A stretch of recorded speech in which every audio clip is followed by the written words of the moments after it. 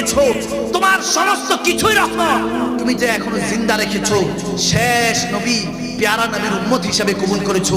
কাঁদছে তিনি, ওই যুবক যিনি কাবার গিলাফ ধরে কাঁদছিলেন, যুবকের ঘোমটা দেওয়া, রুমাল পরা ছিল, মুখটা ঢাকা ছিল, কাঁদছে চিৎকার দিয়ে, আল্লাহ বলে চিৎকার দিচ্ছে আর কেঁদে কেঁদে কান্নাকাটি করে করে গড়িয়ে পড়ছিলেন। যখন এরকম অবস্থা হলো, হাজিরা হজ করার সময় হঠাৎ কনসেন্ট্রেট ব্রেক হলো, যে কে এই যুবক যে আল্লাহর কাবা শরীফ ধরে এইভাবে কাঁদছে, যে এত গুনাহগার হয়ে নিজেকে গুনাহগার স্বীকার করে আল্লাহর কাছে কাঁদছে আর বেহুশ হচ্ছে। সে আবার হুঁশ ফেরার পরে সেই যুবক আবার উঠে আবার কাঁদছে। দেখুন আমাদের ইমামগঞ্জের আদর্শ দেখুন। যখন এই অবস্থা হলো, হাজিরা সবাই একত্রিত হলেন, হজ থামিয়ে দিলেন, বলেন হজ পরে করবো, আগে যুবককে গিয়ে বলি যে তোমার জন্য আমরা দোয়া করছি, তুমি এত কান্নাকাটি করো না। যুবকের কাছে গিয়ে হাজিরা সবাই মিলে বলছিলেন, হ্যাঁ যুবক, এত গুনাহগার নিজেকে বলছো, যাও আজকে যারা আমরা হজ করতে এসেছি, হাজিরা এসেছি, আল্লাহ যদি আমাদের হজকে কবুল করে, এটা সওয়াব যাতে আল্লাহ তোমাকে বানিয়ে দেয়, এই দোয়া করছি। সুবহানাল্লাহ। যখন এই দোয়া করছেন তখন যুবক আবার কান্নাকাটি করতে লাগলেন, আল্লাহ তোমার রহমত কোথা থেকে আমি অস্বীকার করব তোমার রহমতের, আবার তুমি হাজিদের হজের মাকামগুলি আমাকে দিতে চাচ্ছ, আল্লাহ কিভাবে এই গুনাহগারকে কেমনে দিচ্ছ, এইভাবে কান্নাকাটি করছে। আবার একটা আল্লাহু আকবার বলে চিৎকার দিয়ে গড়িয়ে পড়লেন, লুটে পড়লেন। তখন ওই যুবককে আবার উঠানো হলো ধরাধরি করে। যখন ধরাধরি করে উঠানো হলো, মুখটা ঢাকা ছিল, সব হাজিরা বলছে, আরে আপনার জন্য তো দোয়া আমরা করেছি, আপনি এমন কোন গুনাহগার, আপনি এত গুনাহগার, আপনার চেহারাটা একটু দেখি, আপনার চেহারাটা একটু দেখতে চাই, মুখের থেকে রুমালটা সরান, আপনি নিজেকে এত গুনাহগার কিভাবে দাবি করছেন, আপনি দেখি তো আপনি কেমন গুনাহগার, এত হাজিদের হজের সওয়াবটা আপনার নামে লিখে দিতে চাচ্ছি, তারপর আপনি বলছেন যে আল্লাহ তোমার শুকরিয়া কেমনে আদায় করব। তখন ওই যুবক চোখের পানি টলমল করতে করতে হাজিদের দিকে রুমালটা সরিয়ে যখন তাকালো, লক্ষ হাজি ওখানে শহীদ হয়ে গেলেন। আল্লাহু আকবার বলে দেখতেছ, ওটা শহীদে কারবালায় ইমামে হুসাইন দাঁড়িয়ে আছে।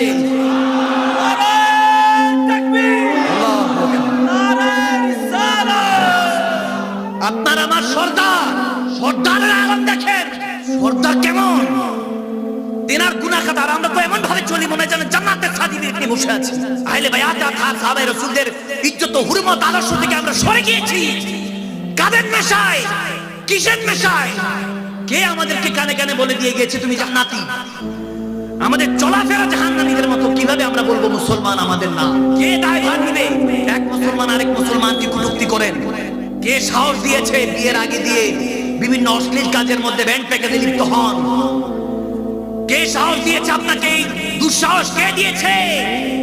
মা বোনরা ব্যাপারটা ঘটছে, আর পুরুষ যুবকরা সবাই ইহুদি নাসারাদেরকে ফলো করে জাহান্নামী হচ্ছে।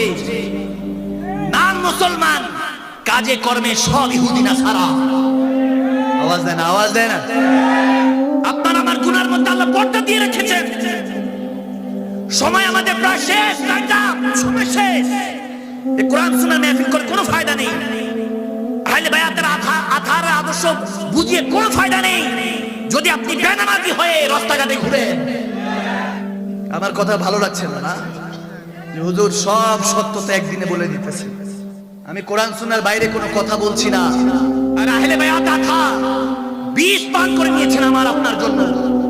হাসানে মুজতাবা আপনার আমার জন্য ইমামে হুসাইনে কারবালা প্রান্তরে জানতেন, নবী অসংখ্য হাদিসে বলে গিয়েছেন, এতবার করে বলে গিয়েছেন যে কোনো তুলনা নেই। জানতেন যে সব পরিবারে রক্ত দিতে হবে, তারপরে গিয়েছেন, এজন্য গিয়েছেন মুসলমানকে দিক নির্দেশনা দেওয়ার জন্য। এই মুসলমান, সময় হয়েছে, রাত জেগে নয়, দিন জেগে নয়, সারা মুহূর্তের জন্য যদি আল্লাহ রাসূলের হুরমত আজমতের জন্য, যদি আল্লাহ রাসূলের দ্বীনকে কায়েম করার জন্য তোমাকে পরিবারকে কুরবান করতে হয়, ইমাম হুসাইনে কারবালা শিখে গিয়েছেন, লাগলে কুরবান করে দাও, মা বাবাকে কুরবান করে দাও, স্ত্রী সন্তানকে কুরবান করে দাও, ভাই বোনকে কুরবান করে দাও, ধন সম্পত্তির মধ্যে আগুন লাগিয়ে দাও, কিন্তু মুসলমান আল্লাহ রাসূলের হুরমত ইজ্জতের জন্য রক্ত দিয়ে গোসল করে ইসলামের হেফাজত করো। ঠিক কি না? আওয়াজ দেন, দুই হাত তুলে ওটা ঠিক কিনা বলো।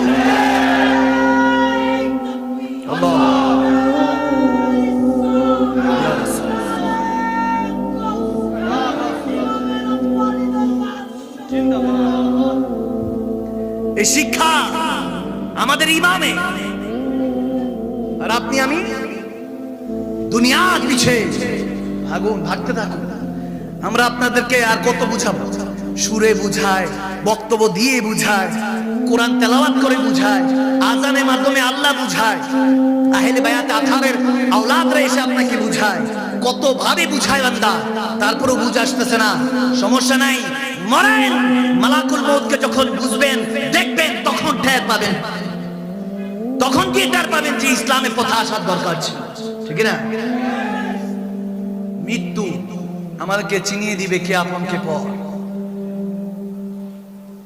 আপনি যদি প্র্যাকটিক্যাল নেন, যদি প্র্যাকটিক্যাল বুঝবো কিভাবে? ওয়াসওয়াসিসিল খন্নাস, খন্নাস নামের ওই কবি শয়তান তো সবসময় আমাদেরকে নাড়তে থাকে। খন্নাস নামের ওই কবি শয়তান তো আমাদেরকে ওয়াসওয়াসা দিতেই থাকে। কিভাবে নিজেকে সংশোধন করব? কিচ্ছু লাগবে না, একটা ওয়ে বলে দিয়ে যাচ্ছি, গভীর খেয়াল।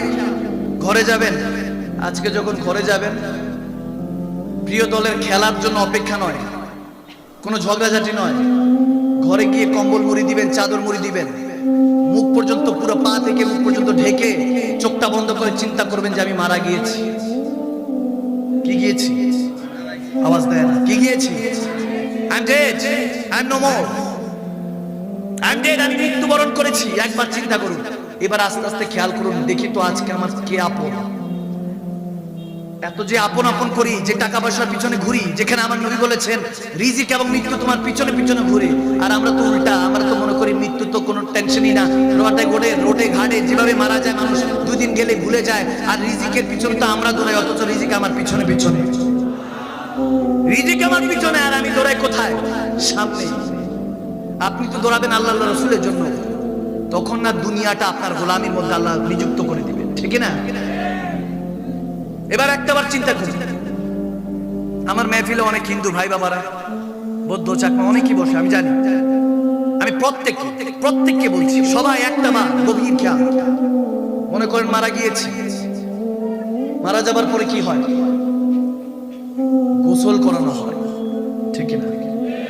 এই দেহটাকে যখন পরিষ্কার করেন, ক্লিন করেন, যখন ওয়াশরুমে গিয়ে, বাথরুমে গিয়ে আপনি সাবান বা বডি ওয়াশ দিয়ে এই দেহটাকে ধোন, অন্য কেউ কি থাকে? আওয়াজ দেন, থাকে? থাকে না। জাস্ট একটা বার চিন্তা করুন, আমি মারা গিয়েছি, আমাকে এখন দাফন কাফন করার ব্যবস্থা করবে, গোসল দেওয়া হবে। গোসল যখন দেওয়া হবে, আমাকে উলঙ্গ করছে, আমার বলার কিছু নেই, ঠিক না? আজকে আমার পারমিশন ছাড়া আমার দেহটা ধরা হবে, তাকেও বারণ করার কেউ নেই। কত কিছু ওই গায়ে মারতাম, বিয়ে ফাংশনে গেলে তো স্প্রে, বডি স্প্রে তো একটাও রাখি না, সব দিয়ে যুবক।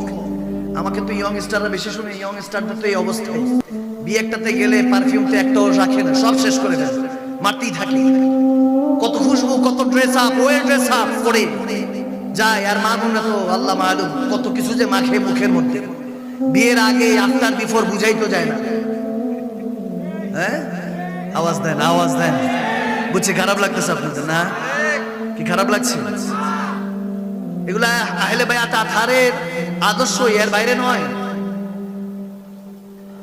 আপনি যেটা মা বোনদেরকে বলছে, আমাকে গালাগালি করবেন না, আপনি শুধু একটু ভাবুন, একটু চিন্তা করুন, এই ত্বকের মধ্যে আপনি এত কিছু লাগাচ্ছেন, রূপ লাগ কি জানি করে না? হ্যাঁ, এইখানে কি করে না? করে, সবাই করে। অনেকেই ইল্লা মাশাআল্লাহ কিছু ছাড়া, কিছু মা বোনরা আছে যারা রাবিয়া বসরিকে ফলো করে, ঠিক না? যারা পর্দানিশী খাতুন, ওরকম মা বোনদের যারা সন্তান, তারাই তো মেহফিলগুলি সাজা। আওয়াজ দেয় না? আজকে তো ব্যান্ড প্যাকেজ সাজাতে পারতো, কিন্তু না, কোরআন সুন্নাহ মেহফিল সাজিয়েছে, ঠিক না? এরাই তো হলো আদর্শ মায়ের সুসন্তান, ঠিক না?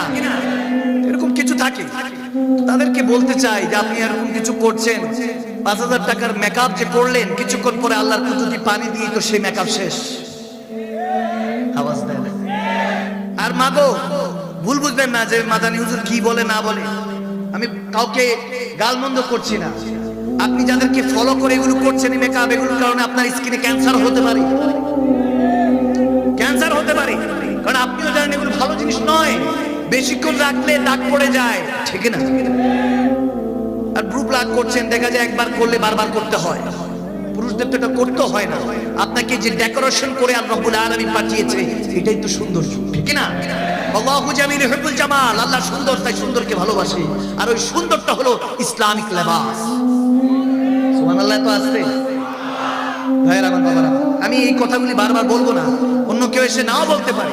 এটাই হয়তোবা আপনার হেদায়েতের নূর, এগুলি হয়তোবা আপনার হেদায়েতের জন্য আল্লাহ তাবারক ওয়া তাআলা আমার জুবান দিয়ে বের করছেন, ঠিক না? কারণ মাওলার ইশারা ছাড়া কিছুই হয় না।